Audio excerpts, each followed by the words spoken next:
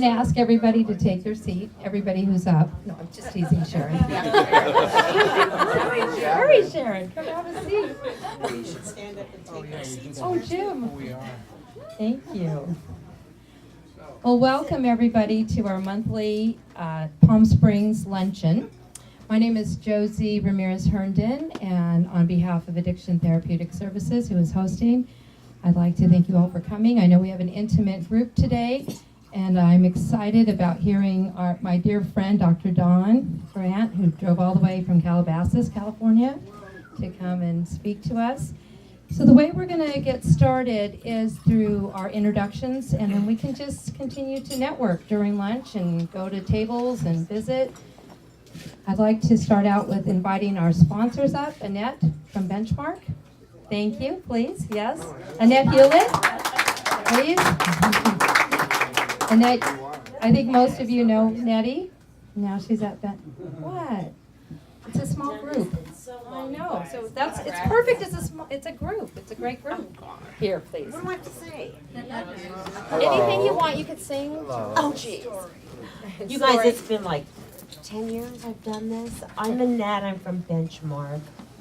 I'm a UR director there. It's 22 years old. I love it there. It started by a woman with one student and one couch. It's family owned, and their specialty is young adults, behavior. It's a long-term program. They call their clients kiddos, and at first I had an issue with that. But now I understand it because they really are kiddos. They're immature, they're not socially accepted, and they are kiddos, and it's a family, and I really like it there. They just recently got licensed because they understand that now that's the way of the world. That's how I came in. I'm a UR director. I fight with the insurance companies. Yay. Yeah. And I put up a pretty good fight.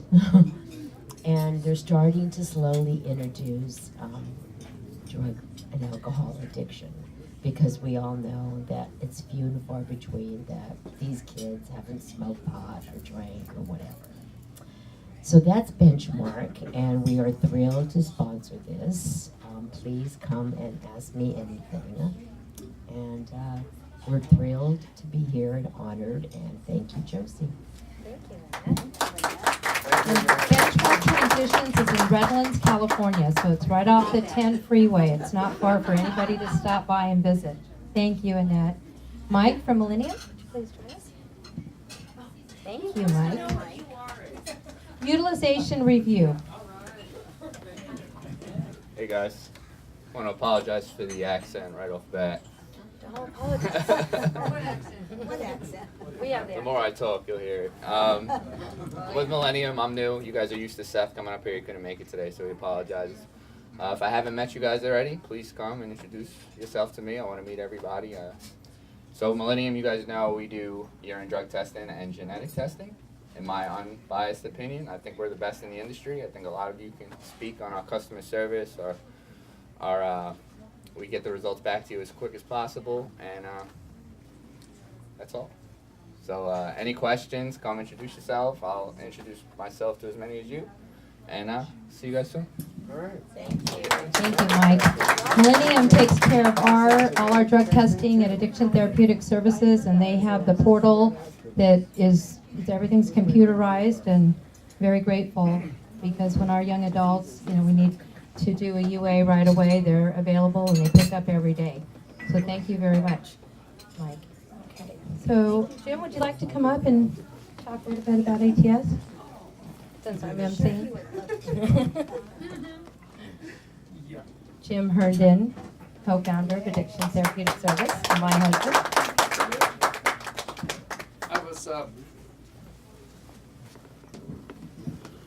I was checking my phone before Yeah, before Don we have spoke. Before I, anyway, I was, Technology. anyway.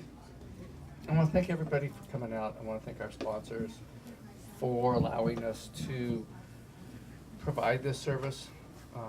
for the community and for our staff. Just, hugely blessed. Josie and I, and our staff just completed our CARF survey on what, Tuesday? Tuesday. That was fun. Actually, we got no clinical deficiencies. Well, I can't say. Yeah, so I mean, they just went, Yeah, clinical. none, with big smiles on their face. They Yes. said, we're gone. Yes. So, The clinical staff. I want to thank my staff for all their hard work.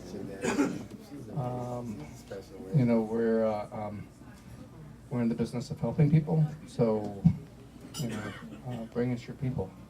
And we'll help them. And I'm gonna give this up. Okay, thank you. Thank you. So Addiction Therapeutic Services is just on the other side of the parking lot behind Wells Fargo. If anybody hasn't toured, you're welcome to tour. Marcia and Sharon will take you on tours afterwards, and you can meet some of the staff. And yes, CARF, that was incredible. Incredible. It was a wonderful experience. We got 5 recommendations. I don't think they're called deficiencies, but they're recommendations, and they were on a policy. We had all the legal policies, but we didn't have the warrants. We had subpoenas and so forth, so we just have to add if they come with a warrant, which of course we're going to abide by a warrant. So that'll be an easy fix policy-wise. HR to our evaluations to match our job description, stuff like that. So we were great, but our strengths were leadership, risk management, and program. So that's pretty exciting. So I'm thrilled about that, and now we can work on getting a network with insurance companies and continuing. I'd like for our staff actually to stand up because they are just so phenomenal. Please, those that have helped us through the CARF, please give them a hand. We have Celine, Dr. Ray, Eric, Jim, Marcia. Those are the staff members that are here, and they were just so impressed with our clinical team, and so am I. So thank you very much. And I'm gonna. Yeah, it was. No, there was no way to score 100. I mean, we're gonna find something. Okay, yeah. All right, we're going to go around the room now and do self-introductions. My name is Salim. I'm a licensed clinical social worker and I work for ATS. I'm Sharon Rain. I'm an independent contractor for Addiction Therapeutic Services, and I love working there. I do want to mention that we have a family group that is regular every week, and it's open to the community. Please take advantage of it. It's only $25 a piece for somebody, for the first 2 in a family, and the rest of the family's free if they're from the community and they don't have anybody in treatment with us. So they're also welcome to come to the group that we have every 5 or 6 weeks. Thank you. It's a weekend group. Hello, my name is Zenith and I'm with Salim. Yay. Hi, I'm Sandra Curry. I'm a licensed clinical psychologist in Palm Springs. I do a lot of my work with people with addiction. My name's Eric. I'm a tech at ATS, and I'm happy to be part of this team. Thank you.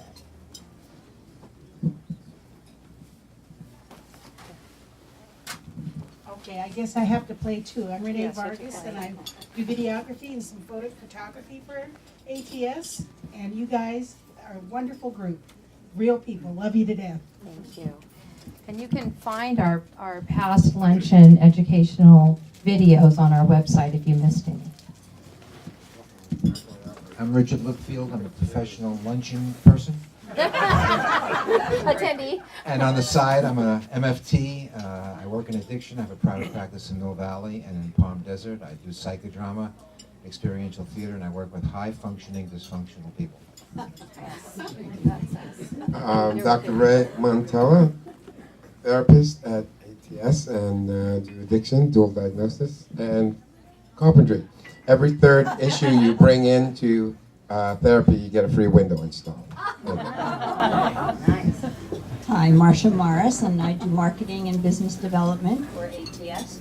And I just want to say that our staff, everybody does everything. I mean, Eric does so much technical work, and just everybody rolls up their sleeves and jumps in, and that's what makes it such a fabulous place to work. So please see me or Sharon after lunch, and we'll be happy to take you on a tour. Looks great, and it's all spit polished right now, as it usually is, and love to have you see our facility and learn a little more about us. Erin Fabricatore. I'm a physician assistant.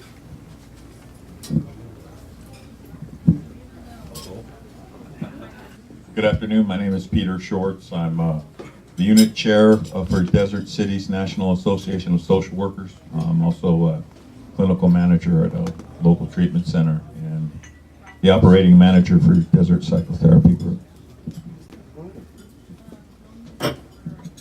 Good afternoon. I'm Dan Totaro. I'm a licensed marriage and family counselor and a certified compassion fatigue educator. And I have the privilege of working with Josie and Jim and the whole staff at ATS every 6 weeks in the family program. Hi, my name is Darlene David, and I have my degree in psychology. I'm a licensed counselor and a RAS-3, and now I am teaching, or have been for the last 5 years, DUI classes, both in Palm Springs and Indio. I have to get up. I will. Penelope Richards, hi. Call me Penny. Working with Above It All clients as a yoga instructor and developing a workshop for health and wellness that we'll do hopefully once a month here for ATS. Just a more comprehensive study of self-awareness, body image, weight management, some of those dual diagnosis issues. I have a background in professional showbiz and dance, so we do a little, we do a little writing, we do a little, drama therapy as well. So I'm very excited about it. Good to be here. Hi everyone, my name is Colin Molyneux. I'm with Sovereign Health. I was trained as an attorney, but over there I work as a case manager.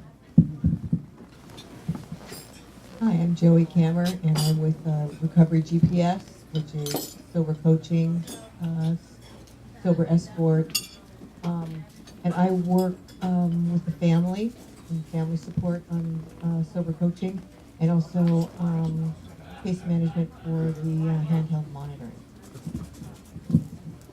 Hi, I'm David Mello. I'm also with Recovery GPS. Everything that Joey just said, plus we have this very exciting partnership we just formed with handheld monitoring. And handheld monitoring is a computer program where through any electronic device, our clients can go online on a daily basis and check and see if it's their day to test, but also they can tell us what their emotional state's like, which would send an alert via text message or email to the case manager. It's something that's very exciting and new, and I would love the opportunity to show it to you if I could. Hi everyone, I'm Nicholas. I'm from Boulevard Treatment Centers in Hollywood. You don't need to come see us. There's only one lovely person in the room, I think. So that would be Roz. Oh, you've been there? Oh, wonderful. So there you go. Come see us in Hollywood. Love to have you. Love to show you around. Hi, I'm Michelle Garcia, and I am a senior care counselor at ATS.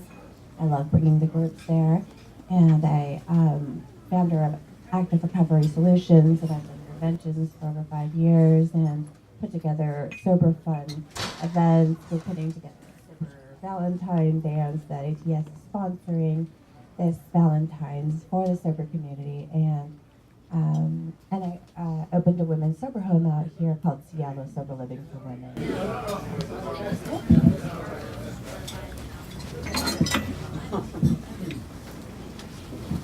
Hi everyone, I'm going to stand because I'm short.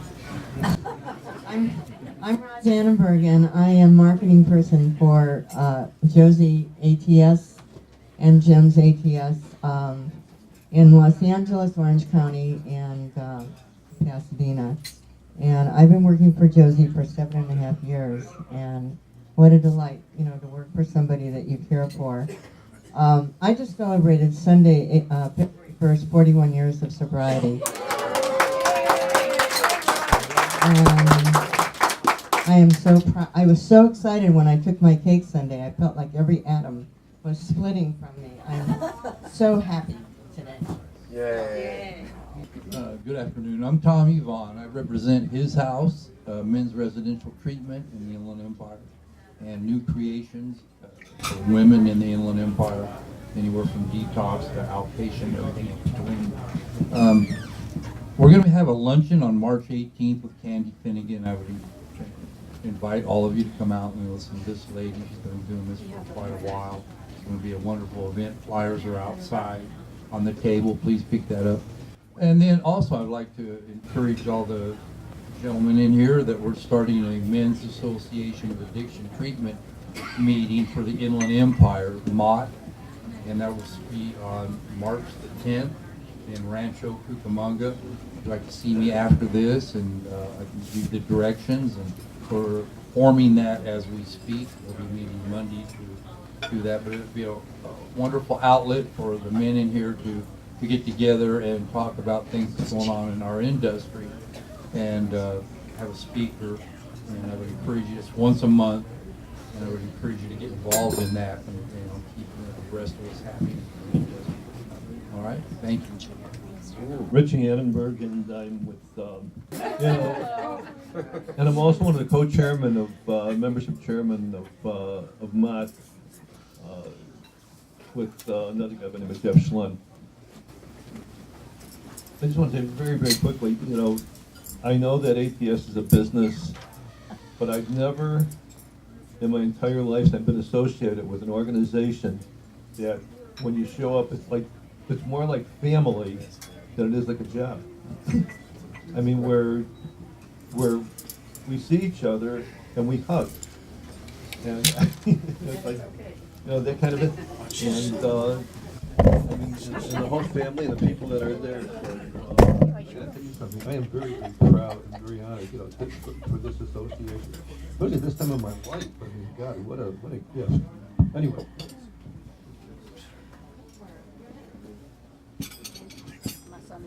All right, let's get March. So save the date, please. March 13. We have Brandy Elliott speaking. Admissions: 10 strategies to review, rethink, or reaffirm your current practices. It'll be an admissions training from Brandy Elliott, and Brandy also is. She works for Benchmark, our sponsor. She's one of their, I believe she's one of their marketers and case managers. So we're excited to have Brandy next month. I hope to see you guys there and enjoy your lunch. I think they're starting to serve lunch. We'll play some Frank Sinatra. And then I will introduce our distinguished speaker, Dr. Don Grant. Okay, everybody, we're going to get started before we just go crazy here. Oh. I forgot I was being recorded.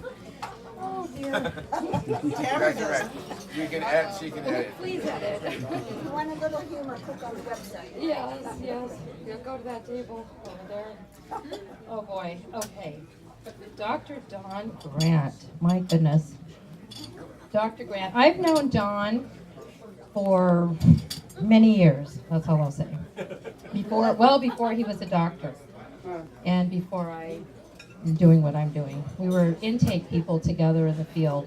And whenever I needed a resource, I'd call Don, and I would always know whatever program he was at. It was great. So I'm just very honored and privileged to have him here speaking with us today. And boy, did I have fun. Vamp, sing a song, Vamp. Yeah. Oh, you're going, okay. So I won't talk about what we were talking about. So funny. He's hilarious. We were just talking about sociology. Tell him the question. You can say what you want, it's your party. Okay, it's my party. So Don says, well... Oh, that? Yeah. Oh, no? Okay, never mind. Let me start with the introductions. Let me start with... you want, except that. You're not my sponsor. Oh, no. Go ahead. No, we were just talking about... Okay, so Dr. Don Grant, I'm just going to read from here so we can make sure I don't miss anything. Dr. Don Grant is a media psychologist with a specialization in addiction and recovery. He received his BA with honors from the University of Michigan, an MFA from the University of Southern California, and both his MA and PhD with magna cum laude honors in psychology with an emphasis in media psychology from Fielding Graduate University in Santa Barbara, California. Don is the editor-in-chief of Start Again Media and the co-founder of an outpatient program designed to treat technology addiction and co-occurring disorders. In addition to his certification as a chemical dependency counselor, Don is also a board-certified California teacher and a nationally certified group facilitator. In 2002, Don created and implemented the Literacy in Treatment program, which offers adult clients in recovery the opportunity to earn their high school diploma. Don provides professional counseling, consulting, branding, and content copywriting services to the mental health and addiction recovery community. He facilitates groups at several Los Angeles-based recovery treatment programs and counsels individuals one-on-one through his private practice. From 2001 through 2014, he worked in dual diagnosis residential treatment, serving for the last 3 years as executive director of a program for women, which he had also created. His writing and editing and production experience extends across all media platforms, including film, television, and traditional literacy. On weekends, now I can't see. On weekends, what does he do? Don works with dually diagnosed teens and young adults. Wow, I'm impressed. Help me welcome Dr. Don Grant and his technology addiction.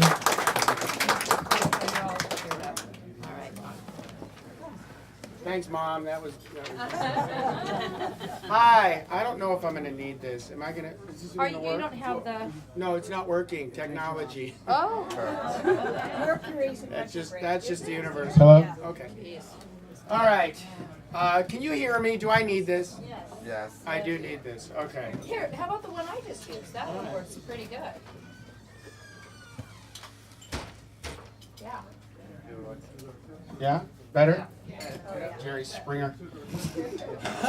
Hi. Firstly, I want to thank you all for coming. I really appreciate it. It means a lot to me, and I'm honored and flattered that anybody would be interested in something that is interesting to me, but I also had the cupcakes, so anyone who here got the cupcakes, that was worth the drive. I want to thank, certainly, Josie. I've known Josie for a very long time. She's always been someone I've looked to and respected.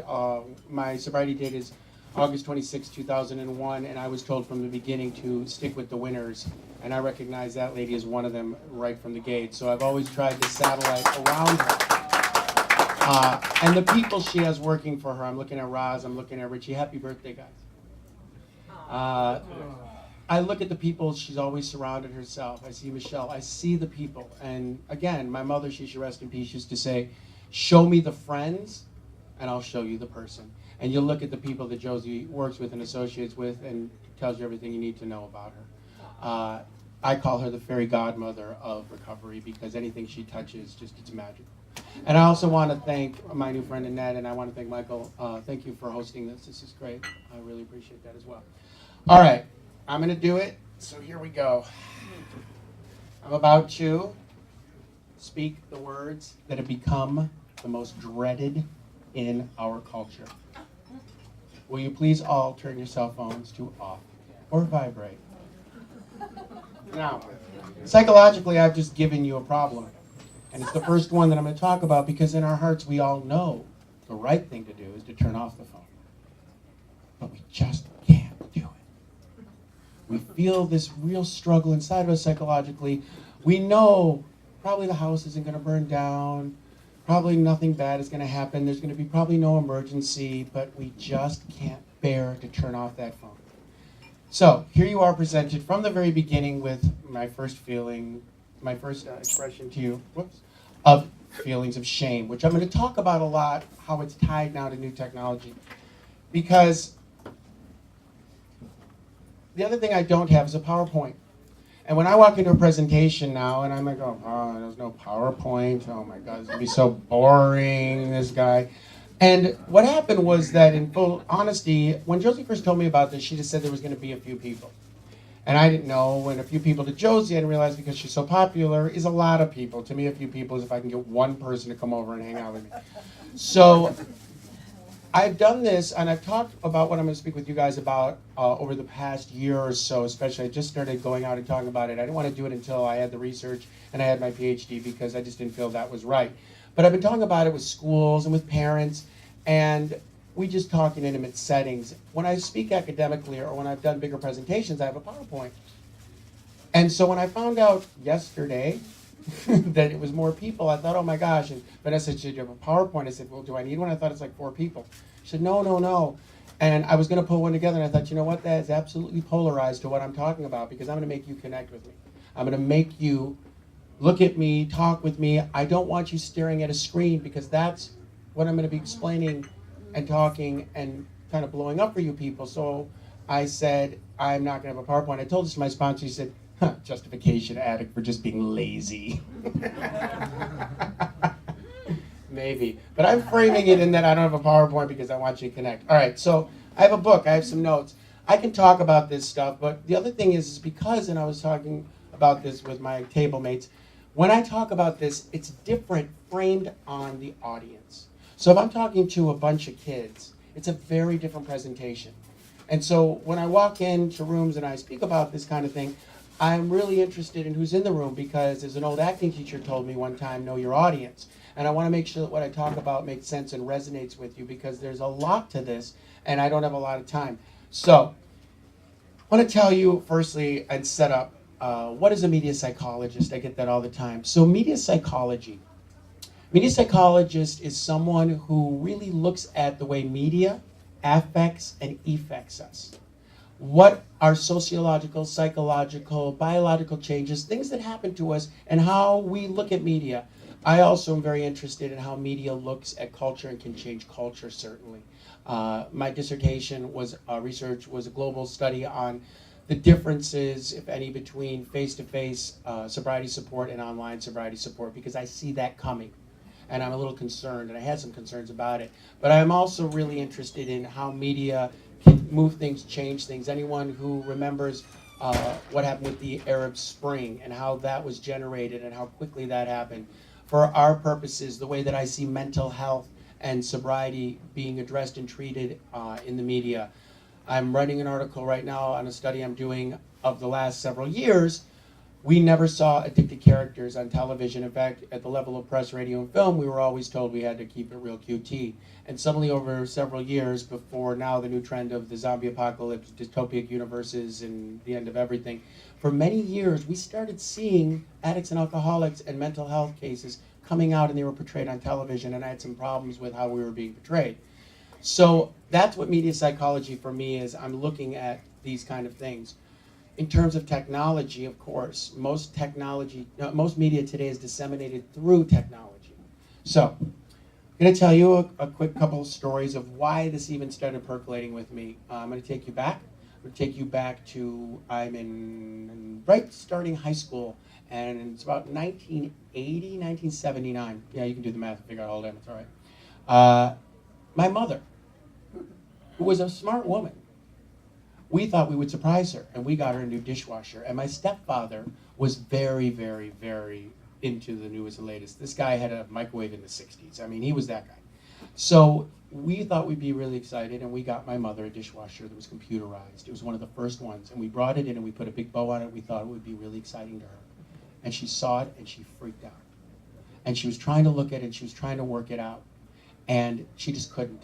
And she got very upset, and she took me aside, and she said, okay, take it back, bring back my old dishwasher with the buttons. I don't like this. And I said, Mom, we're not doing that. It's here. And she looked at me at one point and she said, Donnie, these computers, they're here to stay, aren't they? I said, yeah, Mom, they are. She said, well, then I better learn it. So there's two different kinds of people. And my mother is an example, one of the first in my experience of what is called a digital immigrant. Most of us in this room are digital immigrants. As opposed to my children, they were born, around the millennium. They are digital natives.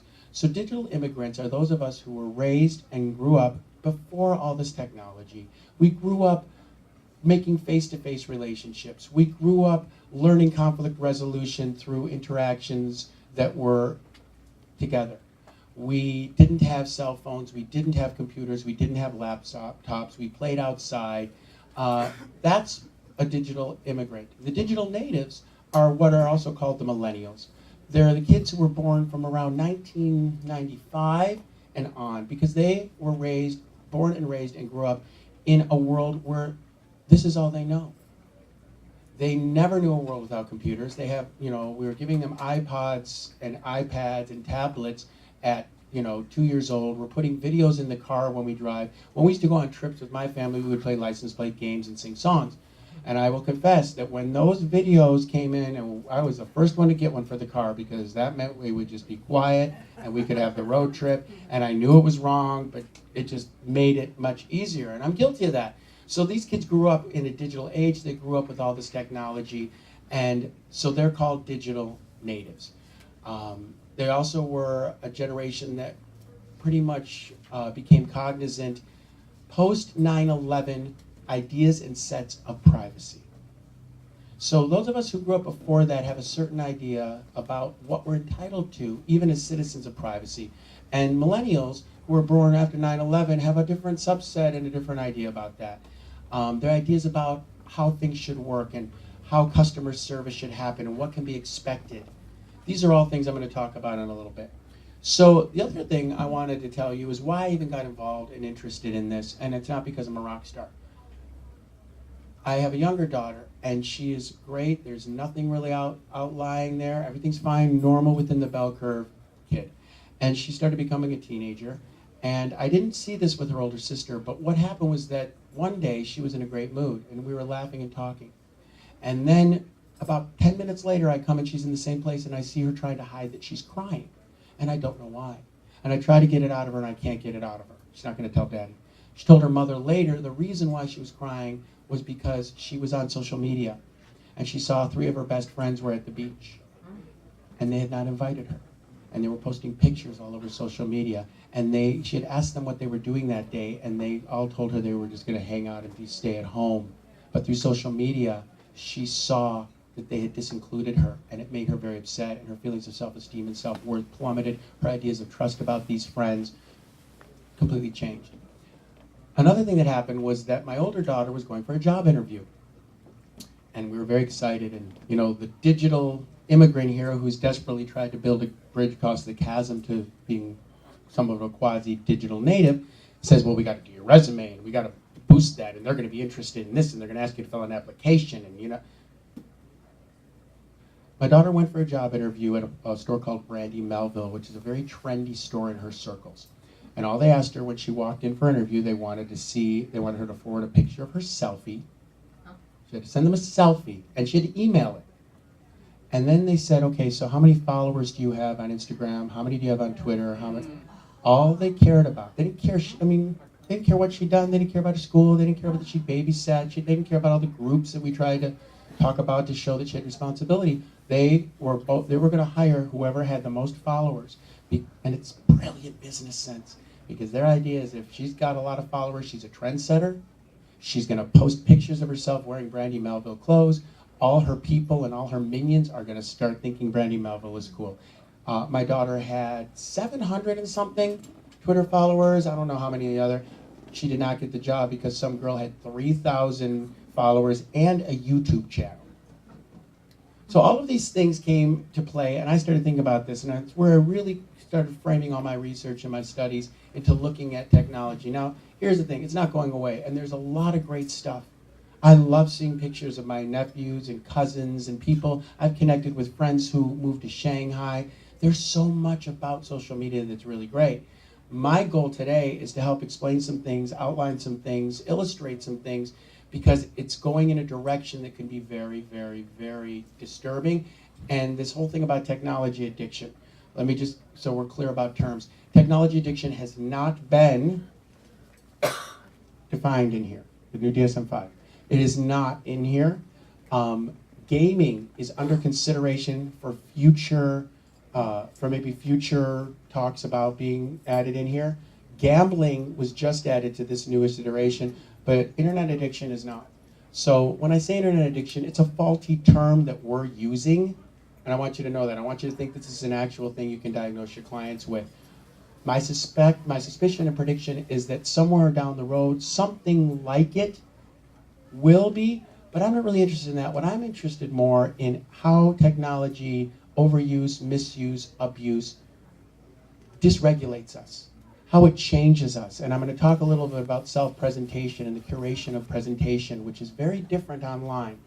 And what I mean by that is that right now, you and I, even though I'm speaking to you fine people, we're having a relationship where I am the subject, you are the subject of my perspective. And that's great. And I really can't hide, and I'm reading social cues, and I'm looking, and she's nodding, so I'm going to direct everything right to you because you're with me right now. Those people in the back, not so much. So, Puente, how you doing?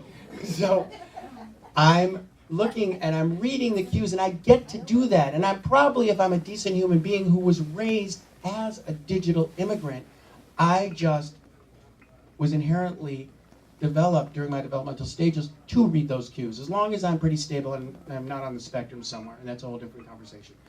I'm probably going to, over learned behaviors, know whether I should change. What's he doing? He's kind of looking at me. I got to concentrate on him or look away? I can tell. I can read your social cues, which is going to help me with relational issue, with relations and building relations.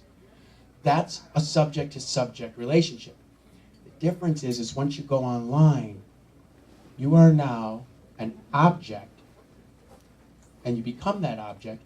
However, if I go online, instead of becoming a subject, I am an object, and I am the architect, I am the curator, I am the maintainer, and I get to put whatever I want, and I can do it not in real time, because right now, if I screw up, you guys could all turn off, and you all make a decision about me. I can very carefully and purposely, online, in asynchronous time, decide exactly how I want to present. So if you have a generation of kids who are now all developing that way, it can change some things. All right, so there's something else that I'm writing right now, and I'm going to tell you what it is, and fine, because the journal article is already on its way, so if you want to try to take it, you can. I'm developing out a theory, media saturation overwhelm syndrome. And what that means is that, like never before, I, personally, am completely overwhelmed by the amount of media that is just flying at me without me even trying. 4 email accounts, 19,000 emails, social media, texts, all of this stuff is coming at me, and it makes me feel a certain way.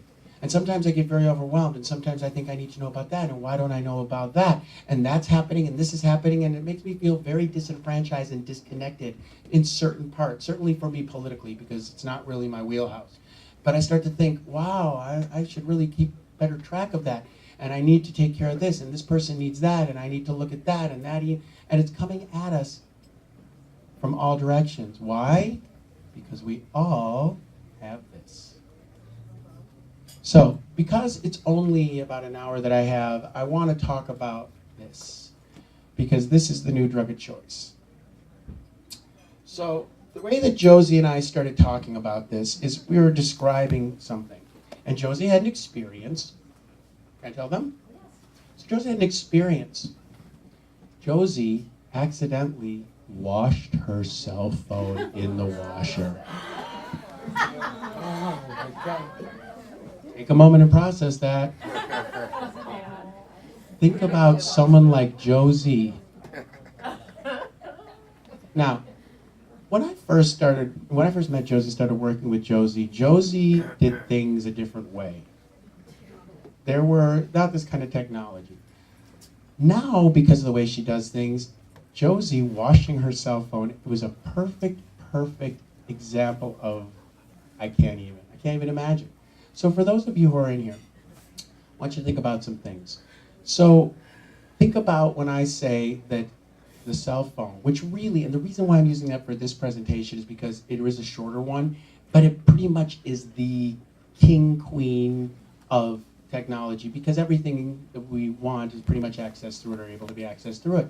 But think about the cell phone. So think about when I say it's a drug, and for anybody in here who has any kind of history or experience with drugs, when I hypothesize that a cell phone is like a drug, I'm going to make you think about drugs and our relationship with them, and I want you to think about cell phones, and you're going to tell me if you just replace the words how it's any different. So I always know where it is. I get nervous if it's not near me. I really would prefer to have it on me. I keep it close. I check it all the time. I'm constantly patting my pocket to know, or my pocketbook to know where it is, even though I know it's there. I lie sometimes about my use of it. I sneak using it. I use it in places I probably shouldn't. I sneak off from events, even just if I'm still sitting there, to use it. The battery is my stash, really, and if that battery starts to die, it becomes my full focus. I panic, and I'm looking for the next dealer, which is the charging station, and I am conserving that stash because I can't use it all up. If I leave it at home accidentally, I will go back and get it, no matter what, even if it means I'm going to be late to something, even if it means I'm not going to be able to show up and be on time in a way I need to be prepared. I take it with me to the bathroom. I have it with me during sex. I check it throughout the night, and sometimes in the middle of the night, I just get up and use it. To me, that sounds like, is this being recorded? Well, it's statutory. It sounds a lot like the cocaine I used to kind of like a little bit. So this thing has become a drug. The other thing about it, like a drug, which for me as a psychologist is more interesting, is the way that it affects and effects. So all of those things that I told you as you're laughing, just imagine and remember the anxiety when you start to have your battery run out. Or when you know, even when I said to you at the beginning, you knew you should turn off your cell phone, and I don't want to know how many people didn't. And how many people of you during this are going to be checking it anyway, because God forbid you should miss that text. So, it has become something that we are its slave. It is not our slave. And there's some things I'm going to talk about at the end because I don't believe in problems. I believe in solutions. So I'm going to tell you about a little detox diet that you can or cannot decide to do about this cell phone. But I'm more interested in the way that it self-regulates or dysregulates us and what the anxiety level it causes. Because the other thing that that cell phone has done is it has changed our entire culture, at least in this country. Because what it means is that we are no longer 9-to-5 workers. We are 24/7, 365. How many of you have been on vacation and you take your cell phone and you check your cell phone? It has made us slaves to our professions, our peers, our drama. There is no unplugging. We don't turn it off at night. And what that does, and I'm not going to really get into too much neurological stuff because there's a lot of it, especially with the kids, as their brains are pruning. I'll talk about it a little bit maybe if I get to it. But what it's doing to us, psychologically and neurologically, the most important thing for me is that the anxiety of not ever being able to unplug and not relax means that we are constantly on DEFCON 9. We roll at DEFCON 9 because we never know. And someone else gets a beep or someone else gets a ping and we live for that ping.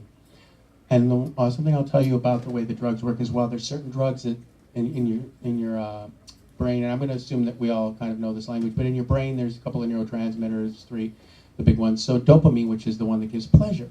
What research has found is that for certain people, more than you would think, when you hear that ping, you get a dopamine squirt.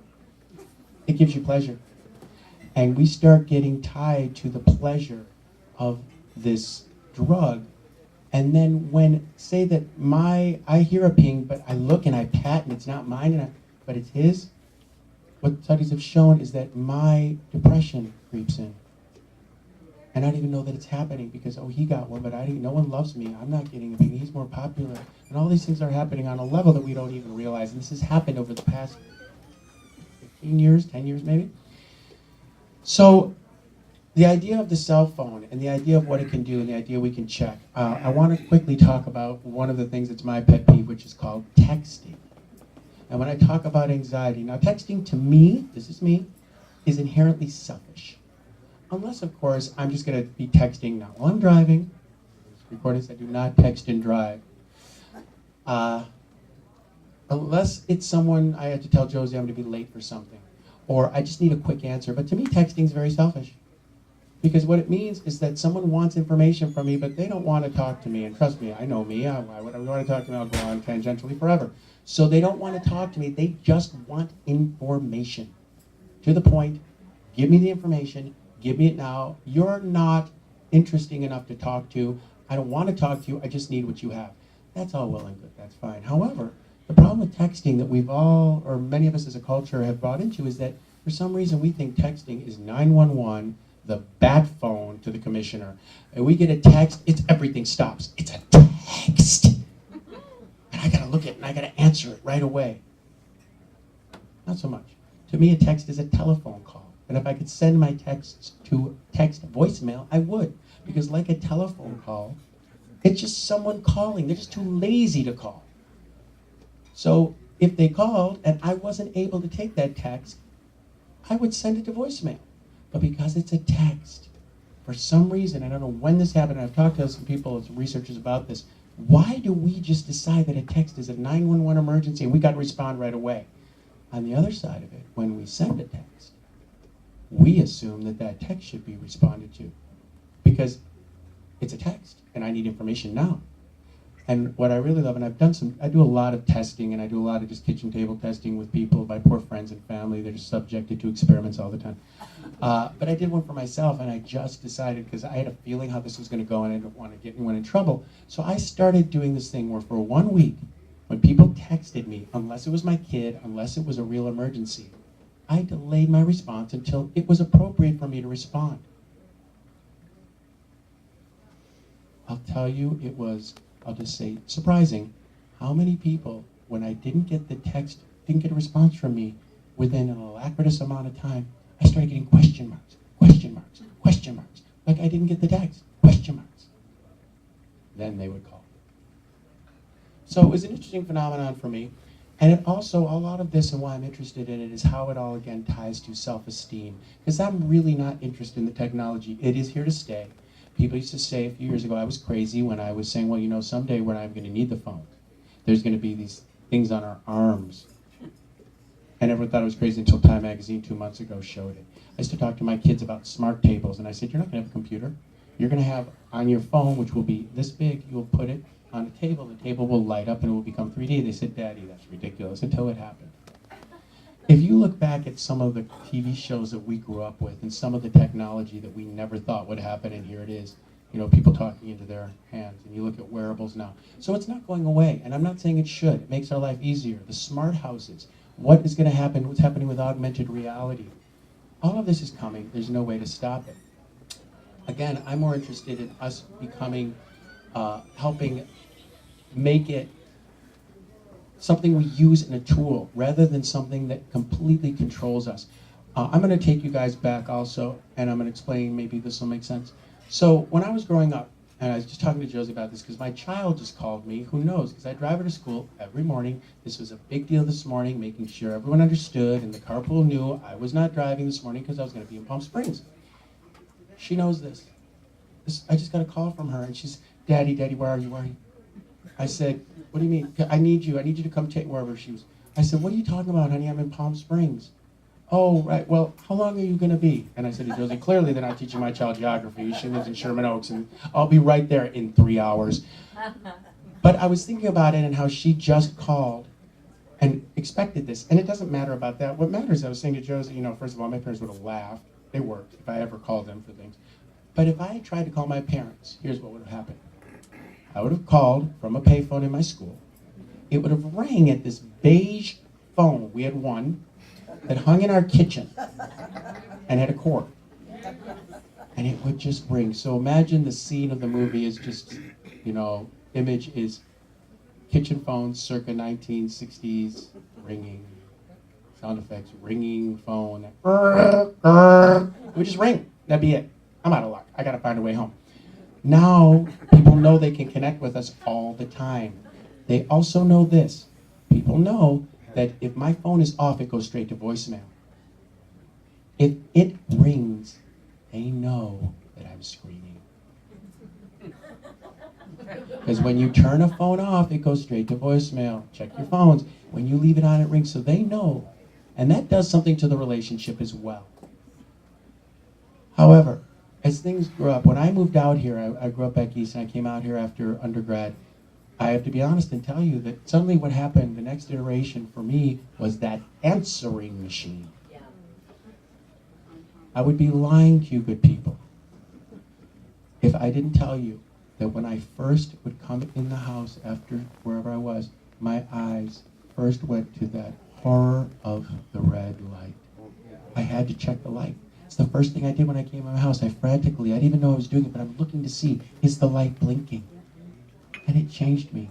Because if that red light had stayed silent all day long, I'm a loser, no one loves me, no one thought about me, no one cared about me. But if that red light, that green light was blinking, it's all good. I didn't realize this until I went back and studied all of this, but that did happen. So, now we have phones. How does this work now? So now what I want to talk about a little bit is social media. Because this is really my wheelhouse. And so I'm very interested in certainly how communities connect. And there's lots of great stuff about it, and attachment theory, and all these kind of great stuff that you can read about how communities work and how we feel about people. There's my favorite theorist of all time. Don't tell my people at school because it's a social psychologist and I'm not supposed to be that. But my favorite theory of all time is this guy named Cooley, who in 1902 wrote something called the mirror effect. And what the mirror effect is, it means that my whole self-worth is reflected back by how you treat me. And that's how I know. And I know if things work with you, I know how it can go, I know how I can play you. And we learn this over time. For example, when you're dating and you're out there, you kind of learn what lines work, right, Richie? Oh, it's been a long time. So you kind of learn. People, we teach people how to treat us. What do you think about that? We teach people how to treat us. And they teach us. This is why we have different relationships, because if that were not true, we would have the same relationships across the board with everybody. But we know. I know Michelle Garcia. I know that I can trust her. I know basically what she's taught me over our relationship, that I'll tell her something, and it's not going to go anywhere else. That Richie, though. I know. I tell Richie anything. Oh my God, he's tweeting it everywhere. It's. So we teach. People treat us. People teach us how to treat, and we teach them. We teach them about boundaries. We teach them about how much we like them. We teach them about trust. We teach them what to think, what they can expect, and the same back. So this is the mirror effect. Kind of is tied into all this. However, social media has now allowed us to do it in a way that is just global. So this becomes somewhat of an issue, because what happens is that I now can go on a platform and I can show you who I am. Now, a lot of this is good. I can certainly do much more about my own branding, about my own sharing. I don't have to send out things and call people as much. I get to know people, people get to know me, but I am curating this. So I get to tell everyone out in the online sphere and all the people who I don't know, the 20,000 Facebook friends I've never met, but are important for me to have, because I'm an addict, so I got to collect as many as possible. So that tells me if I've got 2,000 Facebook friends, I must be doing something right. I don't know any of these people. I know 4 of them. So, and this becomes really exciting on my birthday, which is never a good day for me anyway, and I get very competitive with my friends. How many people wished me a happy birthday on Facebook? I have 603. Now, psychologically, here's the problem.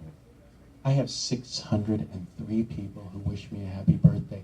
And when you think about it, it's kind of silly, because some of them don't even write anything but happy HB. I mean, that's about the least you can do. They saw on Facebook or some social media, it's my birthday, they went in for whatever reason and didn't even write out the full word. I mean, it takes a millisecond. And here's the thing.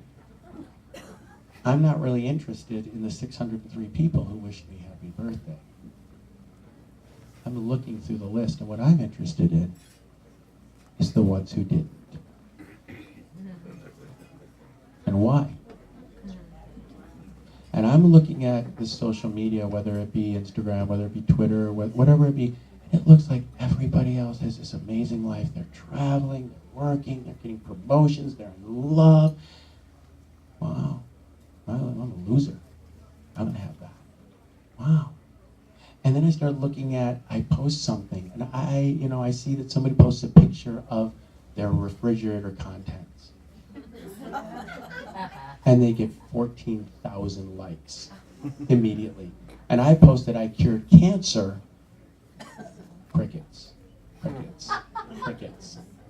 That does something to me. I am basing my self-worth and my value on a social media that has been constructed not organically, but I'm deciding that that's my worth, and I'm not, and he is. So one of the problems what happens with technology is that it tells us what we're worth. And I don't understand why Roz did not like the picture I put up. But I don't know that Roz doesn't even have a Facebook account. I know, I'm just saying. I just used you because you were sitting there. Someone who, I don't know that they don't have one. But I'm deciding that. But then I see that Richie didn't like my picture, but he liked someone else's. Now I thought Richie liked me. Now what I don't know is what time it happened. It's so oversaturated. There's so much noise on social media. I don't know. Maybe he didn't see it. Maybe he wasn't stalking social media. But these are some of the problems. Now, for us, maybe we'll handle them, maybe we won't. People use it in ways to really buttress and buoy their social currency, their professional self. I'm more interested in the younger generations because all of this is happening while their brains are pruning, while they're learning about themselves, while they're trusting, while they're learning what is the right thing to do and what is the wrong thing to do. And they're looking at this, and this is what they're believing, and this is how they see roles play out. And like I saw my daughter completely go down the rabbit hole because her friends were at the beach, I'm watching this happen, and a lot of the kids that I'm working with are going. I'm going to read you something because I'll never remember all of this. But I want to tell you something that give you a little difference so it might make sense to you. Sorry. So, the first thing is when we're talking about the millennials and we're talking about us, so I'm going to use the terms digital natives and digital immigrants. One of the hardest things for me going back and getting my doctorate was that I went back to school. And I'm looking around for the library. Where's the library? Oh, it's in the computer. What? The hardest thing for me, and I did a little movie about this, which was more of a slideshow. I did a project called The Learning Curve, because when I went back to school, it was very different. And the hardest thing was that for every class I took, I had to learn another computer program. So please don't know that this came easy to me or that I'm just someone who just got this. I was forced to get this, so they were going to throw me out of school. But some of the younger people I went to school with who were just raised with this, it was very easy for them, and I was kind of a little jealous of that. But what I'm finding is that we have a generation that's overexposed and underdeveloped. They are very good at multitasking, but their concentration levels and how it's working, we're not so sure about. But I'm going to read you, I also wanted to say this, because I've heard some therapists talking recently, and they're talking about, you can't really diagnose certain things until a certain age, but there's a lot of talk now about narcissism among young people. And I'm not going to go too much into it, but what I want you to think about is that they were raised to be narcissists. They were raised in an era where they're told that reality TV shows, you no longer have to work for anything. Oh no, just go on a reality show, you'll be a star. It's not Andy Warhol's 15 Minutes of Fame. And you have to work for it. Just go and audition for something, and you'll get a TV show, and you'll be a Kardashian. They have a different sense and sensibility because they've also been told that with blogs and Twitter, which is just a megaphone, that we're interested in everything they think. We're interested in every picture they put up. They're a selfie-absorbed generation. But this is not the same kind of narcissism. There are ties to it, and certainly it could develop, but I've heard a lot of therapists talking about this and saying, well, I think we should look at the diagnosis for narcissism. If you look at the culture and you look at the reality shows, you look at media, you look at the social media outlets, they think that everything they say is so important. We need to know everything about them except the things we don't need to know. They've developed a language that is all based on, it's like hieroglyphics.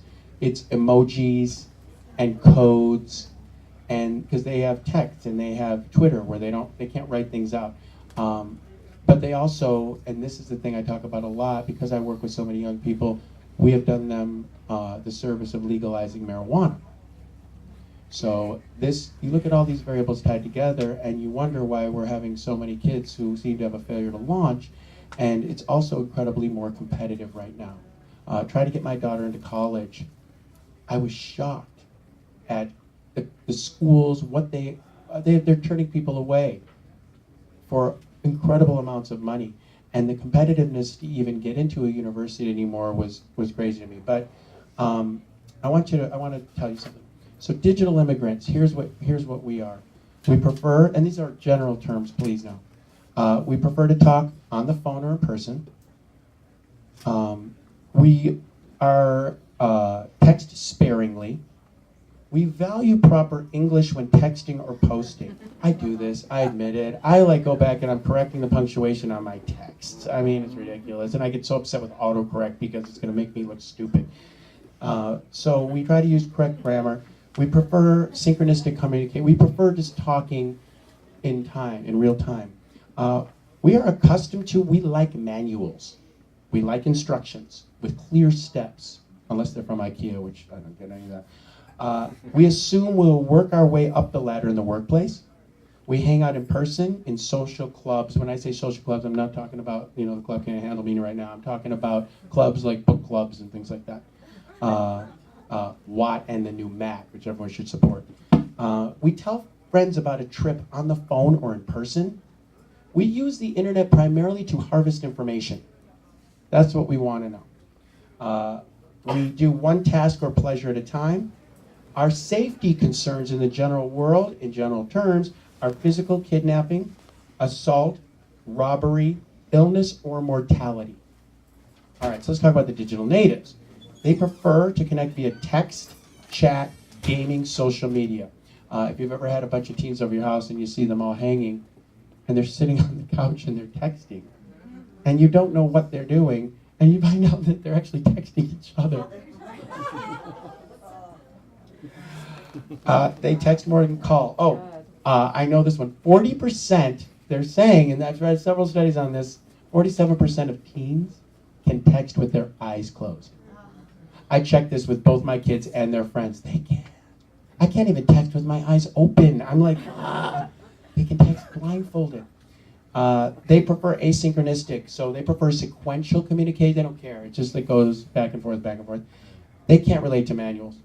They have no interest in manuals. They want to figure it out intuitively. I remember very early on when my kid and I were playing this game called Freddy Fish when she was about 3 or 4, so I'm guilty too. I got him on it. She didn't ever want. I was like, "Where's the manual? How do you find the items? Where are the items? Where are the items?" And she looked at me, and she was very young. She's like, "Daddy, you find the items." So throughout their lives, they've never been given manuals. They figure things out, and and you think about it, there's been so many advances so quickly in technology because state of the art in the morning is obsolete by noon. My kids have had I don't know how many iPhones. So they can't bother with manuals. They've been taught and developed, and their brains are very good at adapting to this to intuitively figure stuff out. They can't be bothered with a manual. So they just figure things out. And they're used to that, and they expect that. They try many careers. They're not going to really. They try many careers. They prefer flexible hours. They prefer working. They don't think they have to go to an office. I was at the University of Boulder, and I was listening to a lecture, and there's a professor who was talking about the future, and this is a specialization, and he said, as opposed to those of us who are a little older who had maybe 1, 2, 3 careers, maybe, and that's an outlier.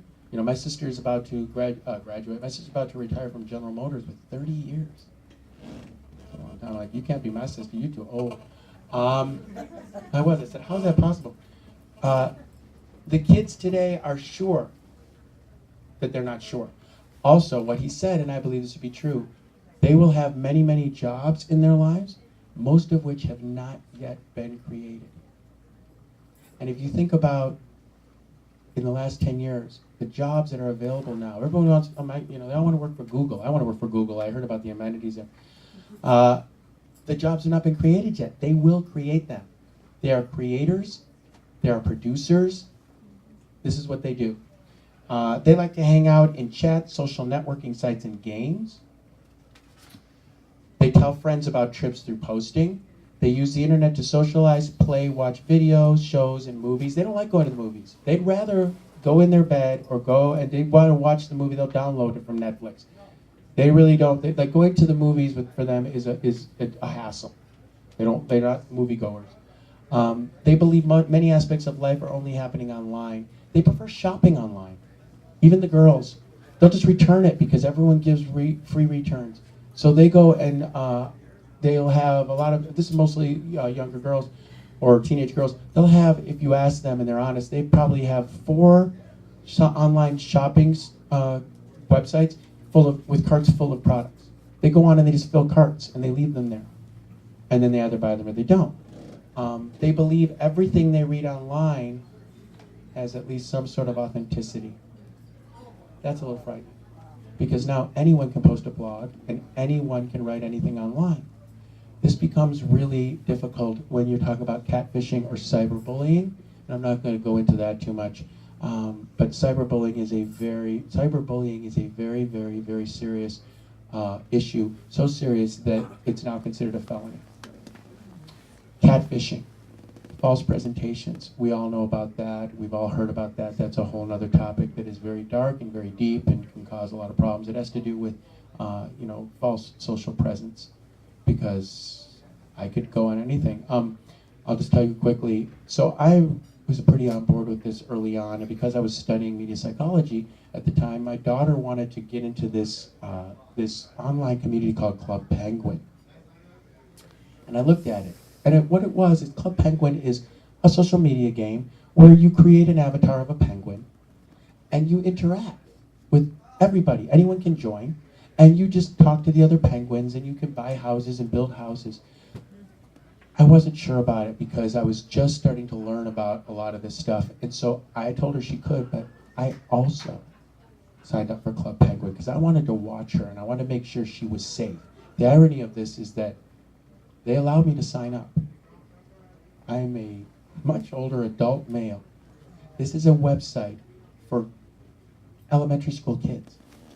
And they never questioned. I kept waiting for them to come in. I was prepared for it. I was waiting for the people and the SWAT team to land on my house. I just had to be really careful. But I wanted to cease. But they allowed me, and I would follow my daughter around, and then I took it one further. I wanted to see what I had to teach my daughter. I befriended her, and I had a different name. And I became her best friend on Club Penguin. And she thought that I was a 4th grade boy. Not cool.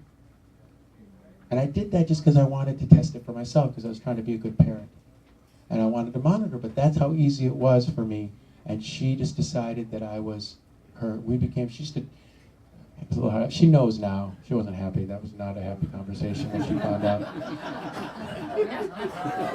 Yeah, that cost me. I think that cost me a Brandy Melville shopping spree when she found out that Ed, her best friend in Club Penguin, was actually her daddy. The cool thing is that Ed always used to say to her, I got to go do my homework. Why don't you get off? Why don't we get off? We'll meet back tomorrow. Why don't we go do our homework?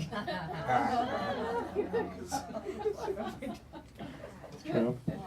All right, so that's the differences between them. So what is my point? What's my thesis? My thesis is that, again, technology is not going away. It's here. It's how we use it. Is it using you? Are you using it? It's only going to get more sophisticated. And what we're going to see is all of these people are going to start talking about technology addiction. And you see it everywhere. People talk about it. There's some really great research about it. The problem is the research is very nascent because this is a new phenomenon. So right now I'm working, the study that I'm doing, I'm going to be presenting it in the summer at APA, is I'm talking about the emotional dysregulation or regulation that can happen because of social media. I'm looking at how it can affect and effect people, how they post, what they post, and what happens when they don't get the reaction and response. Is there retaliation? What happens to their sense of self? And what I found is I started it, the preliminary beta testing for the study that I was doing. I did it very simply. I just did a very, very, very simplest kind of methodology. I took basically from the MMPI, and I took the basic questions of how we value our self-worth and our self-esteem. So self-value, self-esteem, emotional stabilization. So I wrote a series of questions, just testing that, just asking about how you feel about yourself. So I did a pre and post test study, and I did a pre-test where I gave people that test. How do you feel about yourself? How do you feel about your life, your quality? And then I put them on Facebook for 20 minutes. And then I post-tested them. My co-scientist, I guess you would call her, on this, who's very prolific, she's my mentor, she was the chair of my program, told me she had never seen such a significant correlation between, there's the negative correlation between people's feelings about themselves after being on it. It plummeted. The same questions, you ask them 20 minutes after being on Facebook, and suddenly they are down in the nadir of despair. And that to me is bothersome, but I also know, because I'm my own best subject, or the worst subject, depending on how you look at it, I test these things a lot. I've done it to myself where I'm in a really, really great mood, or something, I've done different ones where something really great happens to me. And I immediately go, and I'll go on social media, and I see what happens, and I look at it, and suddenly I'm not so great. Everybody else is better. Everybody else's lives are better. Everybody else has more going on. I can fall victim to it, and I'm an expert in this.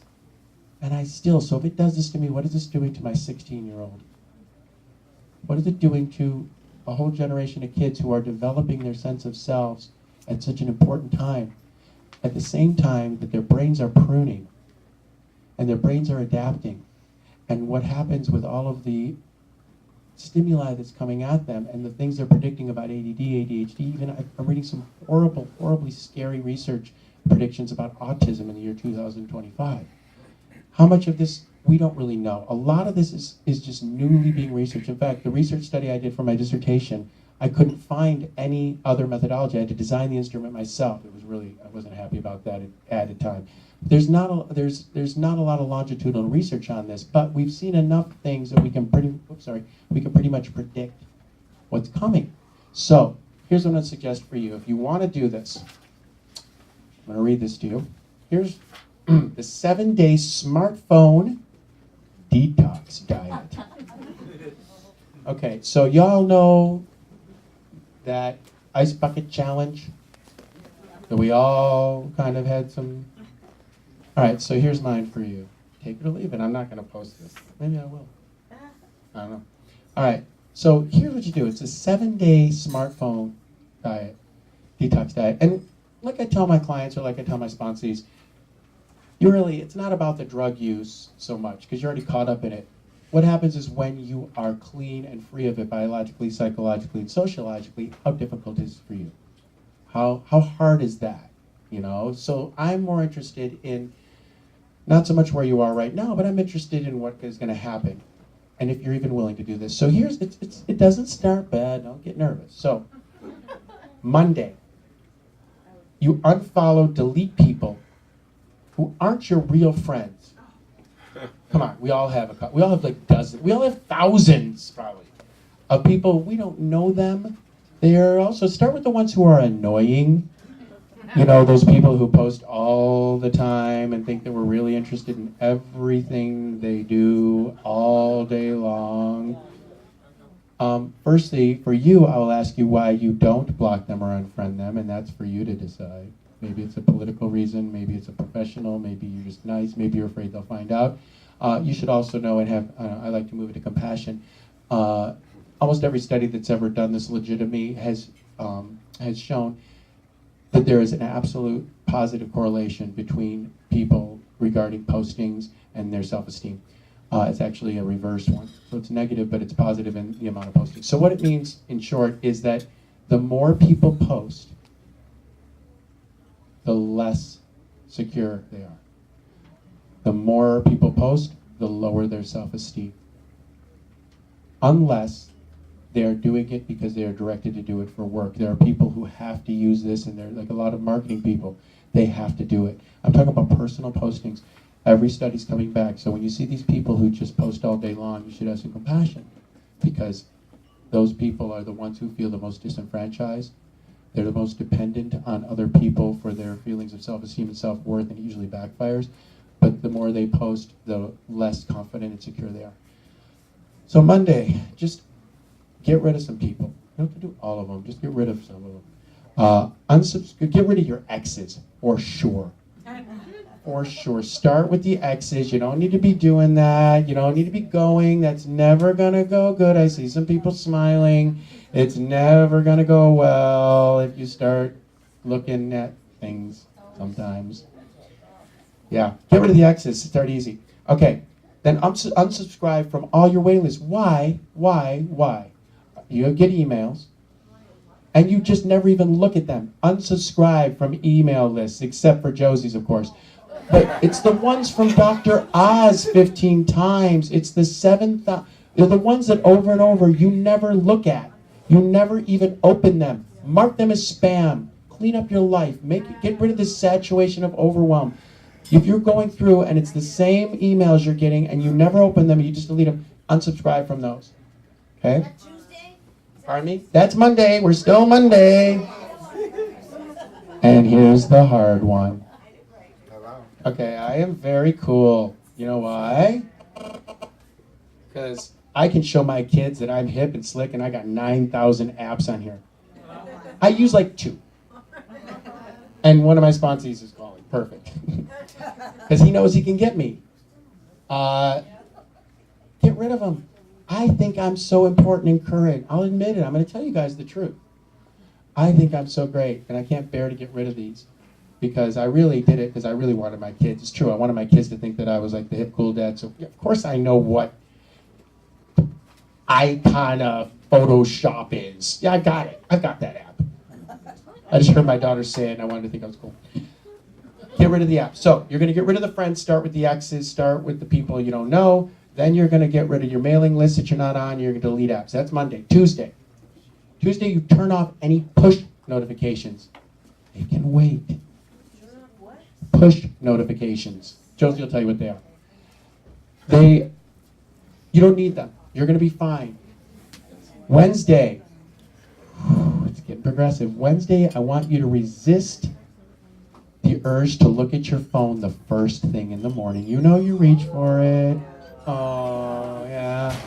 Okay, now as everyone's like, I don't want to do this residential thing. Is there an IOP for this, Don? This is too hard. I want to start slow.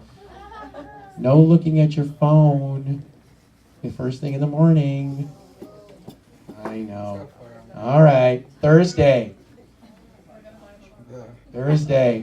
Set up your charging station outside of your bedroom. Put your phone in it and don't look at your phone an hour before you go to bed. I don't know about this. I'm stuck on Wednesday.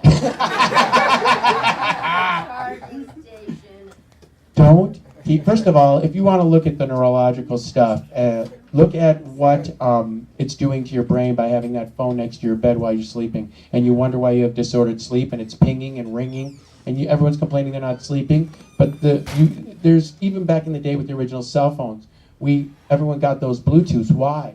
Because they didn't want the electromagnetic rays coming at you. It doesn't really matter because right now, sorry I have to say this because it's something that concerns me. Right now, while we're sitting here, 9,000 cell phone conversations, 15,000 movies, 40,000, things are flying through us right now. There's video streams, there's all kinds of stuff. We won't know what this is. We're old, it won't affect us as much. It might affect our kids. They're talking about birth defects. They're talking about the things that it's causing. But right now, we've got things, you can't imagine that this stuff is flying through the air. Where do you think it's going? It's going through us at any given time. But if you have it right next to your head while you're sleeping, and then you say, well, I don't sleep very well. I don't understand. And your phone's pinging all night long. So put the phone outside. The house, no, everyone's going to be okay. They'll find you if there's a real emergency. They'll come to your house like they used to. Friday, go out to dinner. Friday, you're going to go out to dinner now. And you're going to leave your phone at home.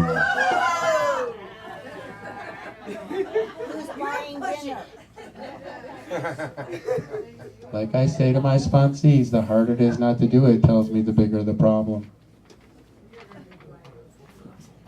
Leave it at home. Be present. Hey, have you guys ever been out and you know you're out and you're with people? Okay, I'm not going to say it's you. You go out and you remark to yourselves, because we never do this, and you see two girlfriends at a restaurant and they're both on their phones the whole time. They hug each other and say, oh my God, I'm going to see you. And the entire time they're on their phones. And then they're probably posting, had a great time with Bess today, and they're posting where they are, they're taking selfies. They never interacted. But they're there. They told everyone they were there, but they didn't have, so go to dinner, leave your phone at home. Don't tell anyone where you are. The other thing is I love these people who like post, oh my God, I'm in Europe, I'm having the greatest time in Sardinia, and then they wonder where their house got robbed. Okay, you just told everybody and all their friends that you're in Sardinia for 2 weeks, and you wonder why you come home and your house has been robbed. All right, so that's Thursday. No, Friday, okay, Saturday. Pick a day off. Spend the day not looking at or posting to, Josie, it's going to be okay, just social media. Just don't post. Don't post to social media. Don't look at social media on a Saturday. Wait, what do you mean? I mean, you can answer your emails if you want to. You shouldn't.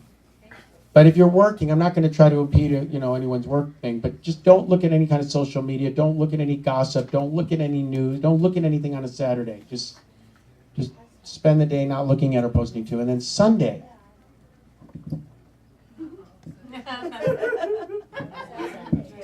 Throw it away. Sunday. Wash your phone thoroughly.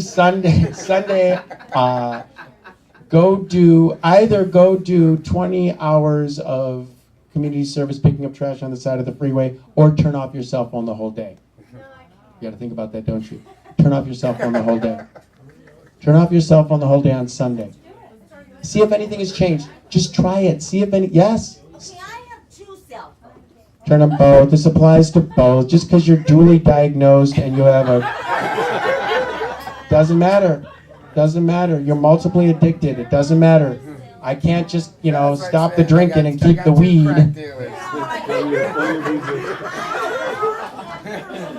But you don't have a problem with the work one, like I didn't have a problem with the weed, right? I just can't drink. That's the problem. Off. Technology. No, look at you looking like for the back door. Just try to see if anything has changed. Look, do it or don't. Try to see if anything has changed.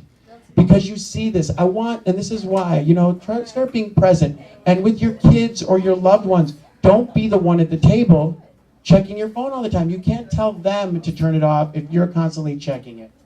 And we're disconnected. Just do one night where you have a family, where you put the cell phones, everything, the tablets, you put them all somewhere in a box and you all sit together. Play Cards Against Humanity. It's fun. They'll like it. Do something. Just try. Because you see what's happening. We're becoming incredibly disconnected. And we're guilty of it too. I'm guilty. I'm with my kids. They know. You can, they're going to want to play it online. You can't. So this is some of the things. There's a lot of techniques. It's all about balance. Again, it's not going away. But my concern is that we're seeing an entire generation that we didn't teach. The very last 2.5 generations who ever grew up, related, built relationships, broke up. These kids are breaking up over text. That's classic. So we're the last ones left. So we have to lead by example. So you can't be telling your kids or your friends, don't be on your phone if you're busy checking it. And I know it's difficult. Again, the more difficult it is, the bigger the problem. Yes, Josie. Does Jim have a problem? Yeah. So maybe Jim goes to Al-Anon.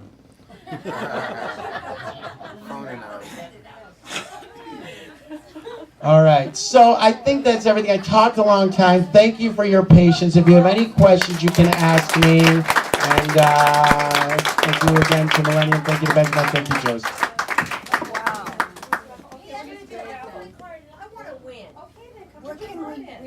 Can I turn my phone off? When do we get to turn these back on? The presentation's over. Look how fast you did that. See, I didn't know that you ran over because I didn't have I didn't know either. Yeah, I that's realized, great. well, when people start leaving, This it's a is good idea, wonderful. it's time to go. No, and it was just by a couple minutes. Oh, it's but 5 minutes. I looked at my phone to keep looking at time, and it was I'm sure that's why. All right, Dawn, do you want to pick the winner for the raffle? Oh, sure. What do they win? Let's give it up A again for cell phone. Dr. Dawn Grant. The winner of a brand new iPad. No.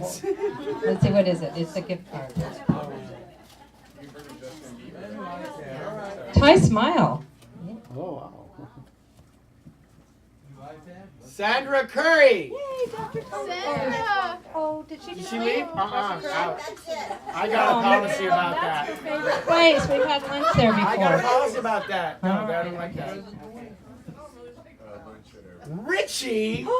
I swear there's not fixed. Happy birthday. It's his birthday tomorrow. All right, happy birthday. I'll give it to you later. All right, right on. Okay. Email it to me. All right, does anybody have any questions for Dawn before we go?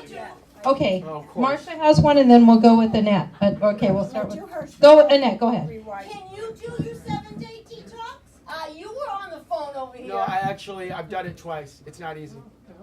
I've done it. There's some other ones that I've done too. It's not easy. I told you I'm my best subject. But yeah, I have.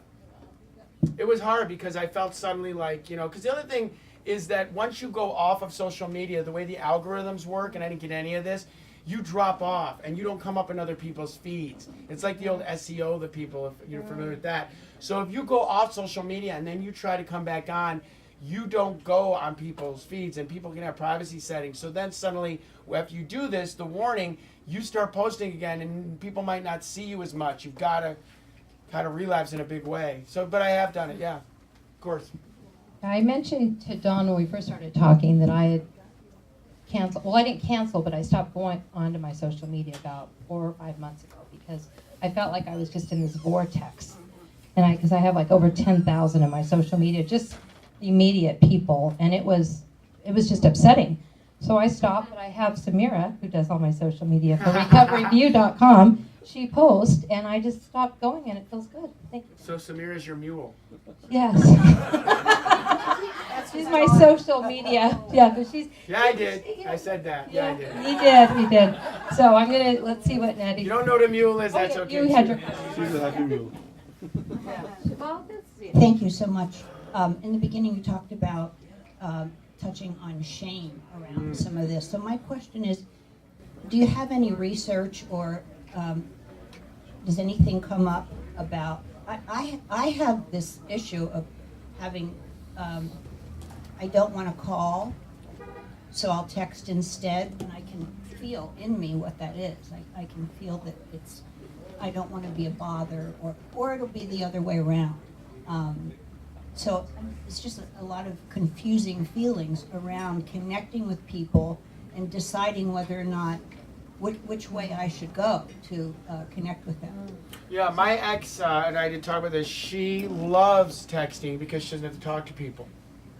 Or the opposite. But what did you do before texting? Did you still have anxiety about calling people? Because all you're doing is using this again to hide behind something probably you should be working on that's part of a bigger issue for you. Yeah, I'm sure that's true, and of course it wasn't as So it's a crutch. It wasn't as identifiable Sure. in those times. This is that's why I said the mirror. Yes, the mirror is it comes absolutely. back. Yeah. So I would suggest how great for you to know that this crutch is now illustrated for you something that probably affects other things in your life, and wow, you get to know that now and get to decide whether you're going to work on that or not, and I encourage you to do so. Thank you so much. One of the things I didn't talk about, and is the camera off or still on? It's still on. Okay, I'm just going to say it this way. I did not talk about, because it's a very, very different thing. I will tell you that the biggest issue right now that we're dealing with in terms of couples and kids is cyber porn. And someone's probably going to come up to me and say, you didn't talk about cyber porn. It is causing the biggest rifts between couples.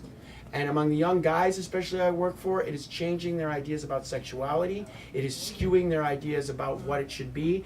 It is very, very, very real, and it's that and gaming. And I didn't talk about gaming either, but I can talk to you about it if you ever want to know. On my private caseload and with sponsees, I have gamers and those young men who are struggling with sexual identity stuff, but also sexualization and learning about sexualization because they're learning or thinking they're learning what it is by online porn. And I didn't talk about that at all because it's a longer thing. It's a whole conversation. It has to be the right group and people get uncomfortable. But just know that I didn't leave that out. A lot of the shame is also tied to these things. But gaming is a whole different thing and so it's all presentation. And know that I didn't purposely leave out cyber pornography. It is absolutely the biggest problem we're dealing with right now in terms of access and what it's doing to people. I've got some very strong concerns about what's going to happen with a whole generation of young people who this is how they're learning about sexualization and their expectations. And yes, it is progressive. So just know that I left that out, but it wasn't on it because I forgot about it. And a lot of shame is tied to that as well. Yes? Hi, Michelle. Hi, Michelle. Thank you for your presentation. Thank you for coming, Michelle. And I really appreciate the topic. I find it ironic because it was something that came up in group just last week because it was actually more around that video game. Because one of his nurturing things he wanted to do for joy and well-being was play 30 minutes of video games. And I had researched that there's desensitizing that comes with that actually. And I was wondering if desensitizing can also be some of the outcome of over texting or over using, computers and phones, And in a positive note, I wanted to touch on, some of my interventions have been because they can't pick up the phone to make the call, texting back and forth until they were able to have the courage to, actually call. Feel safe in that. So, sometimes obviously, there's a lot of positiveness that I got to utilize with that texting as a tool to connect. I agree with that, and I didn't mean also to dismiss that. I talked about it a little, but again, I had an hour. I went 5 minutes over. One of the things because a dissertation study I did on the online support systems and I absolutely believe there are compromised communities, there is shame, there are discomforted individuals, there are geographic issues, there are all kinds of problems that thank goodness we have online capability because compromised populations can now get help. The texting that you're talking about, I talk about this in my dissertation. That stuff, those positive affirmations they're showing, all of that stuff I'm all for, and please know that. That's the stuff that's really, really great about it. I didn't get on that so much because I was talking more about addiction. I don't see that as part of an addiction. I see that as a positive support system, and thank goodness for it. And the more we can do that is great. So all the stuff that you guys were talking about being able to geo-target, being able to send messages, and I have a very good friend of mine did her whole study on that. I'm all for that. I just didn't go into it because it's not what I consider addiction. But yes, that's what I meant when I said there's stuff that I really love about it. And also, are you open to us giving you our outcomes so that you can put together some kind of data so it's more concrete going forward for you? I love data. The problem is finding samples. Around the experience with the detox. Oh, I love that. You know what I mean? Like, so we can give I love data. Gather. Yeah. Do you have your cards, Dawn? I do. Give your email? Okay. You bet. I do. I don't know. Yeah, I think you're a great resource. I mean, I think we're all most of us, I speak for myself, learning curve around all of this, and so you've been wonderful to call sometimes when when you wash your phone, you already knew to put it in rice. I had my phone with me when I was doing laundry, so it was in my basket. I mean, that's crazy. I couldn't even go put my clothes in the washer. Oh, sorry. We don't leave it. We'll go, even if we don't need it, we're upstairs. We'll go downstairs, realize we need our phone. We're making a sandwich. We'll go get it. Yes. So you highlighted how bad this makes us feel by posting online. And I've heard other research, and that's also my personal experience, and you even emphasize that the people who are posting the most feel the worst.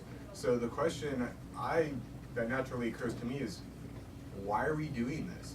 If it makes us feel so bad, why is everyone doing it? I don't know why individually. I know collectively why. Individually, I'm sure I would never try to even guess. What I will tell you is that if you've looked, even big corporations are onto this. I don't know if you paid attention or if you've noticed. McDonald's last fall, toward the winter, was talking about disconnecting and unplugging and said, please bring in your friend between 2 and 4, 4 and 5, and for coffee. Don't bring your electronics. If you do that, we will buy you coffee. Starbucks did a whole thing about trying to be unplugged and did a whole campaign about unplugging. Corporations are understanding this. Even Google has days that are called topless, where you're not allowed to bring in anything. Google, you're not allowed to bring in any kind of technology to certain meetings. A lot of companies are saying that they're blocking social media just in terms of financial fiduciary reasons. So a lot of companies, you can't access social media, and they monitor it because they found that the amount of money wasted in time was tremendous. So I don't know why individually we do it. Collectively, we do it because everyone's doing it, and we feel left out. So there's the fear, there's FOMO and JOMO, which I didn't talk about either. Fear of missing out. If you've ever heard FOMO, it's a thing, it's a phenomenon, the FOMO, fear of missing out. We have to play because we're so, that's Josie. We're afraid of missing out. Then there's JOMO, J-O-M-O, which is the phenomenon of the joy of missing out, of feeling everybody else is having so much fun and we're not. So we play because of FOMO, because everyone's in it. And if we don't, especially in business now, like in recovery, in the recovery community, if we're not connected to everybody seems to be able to buttress and buoy their professional goals and aspirations by how cool and popular they are in social media. This is akin to this. I've talked to other fields about it. It works more internally. But in the sobriety field, the field of mental health, where nobody really works for one company, we all are fluid and we go from one place to another and we're all looking for clients, that ability to network and connect means that we have to stay on it because we see other people are. But then the JOMO, the joy of missing out, happens when then we see that everyone's on vacation and everyone's doing things and in love and, oh, just wait, Valentine's Day. Everyone's going to show us how wonderful the people who love them are, and then we're sitting home alone with like a loser. I told Josie I was in this, she got me this beautiful room last night because I wanted to come up last night, and I'm in a villa, and all was missing was like a trail of like rose petals to the bed. If you've seen the rooms here, they're beautiful. There was a welcome platter, and I'm walking away, okay, I'm a loser. Look at this, I'm here in this beautiful villa. I'll sleep in a closet. I don't care. I'm the guy who like came to have a blackout in in Syria. I don't care, but I walked in, I felt really like a loser. So what do? I knew I was already feeling like this. I did a test. I went on social media, even though I didn't need to. I went on to see what it did. Oh my God, by the time I'm done, I'm ready to hang myself. Joe's gonna find me hanging because I'm alone in this beautiful villa and everybody else was out having a great time. I purposely knew what I was doing. I wanted to see what happens because I'm pretty stable most of the time and up. I thought he would like the nice room. I loved it. Six hotel for you. I loved it. But I wanted, I'm usually pretty stabilized and I know how to take care of myself and I knew what I was doing. I wanted to do a little scientific experiment to see, feeling alone, feeling like a loser, feeling not worthy of, feeling like this was too nice. I wanted to see what that did if I went. Oh yes, it did. Boom. But I knew what I was doing. Because I wonder what happens to someone who doesn't have these tools. This is my kid crying on the chair. Not trusting these girls ever again. I love this. I love when you go to an event and you thanked everybody, including the hostess. This is it to you. Why do people do it? I don't know. My mother raised me like tonight. I will thank Josie. I will thank the good people from Millennium and Benchmark. But you see people go to events and you were there and you see that they thanked everybody. And then 2 minutes later, they're posting pictures of it and tagging people. Why are they doing that? The best is that they had a good time and they just want to thank Josie. That's usually not why. Because then what happens is that everybody who wasn't there starts to think, oh, well, why wasn't I invited to that? Oh my God, I thought they were all there. Oh my God, those are the cool people. I wasn't there. But the person who posted it thanked everybody there. I saw them do it. Why are they then posting pictures of themselves at the event, thanking Josie again, and tagging everyone who they just said goodbye to again? Great to see you, I just heard them say that. There's a dark side of this that people use and know. I think it's like a photo album, though. You know how like that's fine, but It's a sharing. Michelle, social media is not your photo album. It's your play to the world. Social. I gotta go because I gotta post everything on my Facebook. There you go. You can. You're going on the detox diet. Sorry. Thank you. But Michelle, bye, Annette. I'm gonna post all of you. That's it. report us. She's tagging us. So that's the thing, Michelle, is that Facebook is not. It's for the world. It's your window. You're showing. It's a show. So it can be used for. And I don't care about us. We're all cool. We'll deal with it. I'm worried about my kids. And it can take her down. She sees she's not at something. It completely changes her thoughts. So, anyway, we done? We good? Here's my card. Anyone need a card? I got it. Yeah, wow. You can all block me. I can be the first person you block. There's a whole thing on that. Across the line, texting, The first thing in the morning, what do you do? I look at Sadhguru. I love this group.